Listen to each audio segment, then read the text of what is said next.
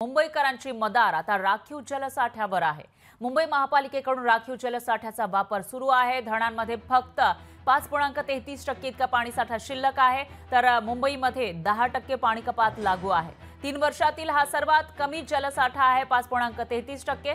तर धरण क्षेत्रामध्ये दमदार पावसाची प्रतीक्षा आहे। जोपर्यंत धरण क्षेत्रामध्ये दमदार पाऊस पडत नाही, जोरदार पाऊस पडत नाही, तोपर्यंत धरणांमध्ये जलसाठा वाढणार नाही आणि मुंबईकरांची पाण्याची जी वाणवा आहे ती कमी होणार नाही। तर जून संपत आला तरी अद्याप समाधानकारक पाऊस झालेला नाहीये, त्यामुळे मुंबईकरांसह प्रशासनाची चिंता वाढल्याचं दिसतंय। कारण सध्या राखीव जलसाठ्यावर मुंबईकरांची मदार आहे। जो जलसाठा राखीव आहे, रिझर्व्ह आहे, त्यातून पाणी मुंबईसाठी सोडलं जात आहे आणि जर आणखी काही दिवस पाऊस हवा तसा झाला नाही, जोरदार पाऊस या धरण क्षेत्रामध्ये झाला नाही, तर मुंबईकरांवरील पाणी संकट, जलसंकट तीव्र होण्याची शक्यता आहे आणि जी पाणी कपात सध्या केली जाते 10%, ती सुद्धा वाढण्याची शक्यता वर्तवली जाते।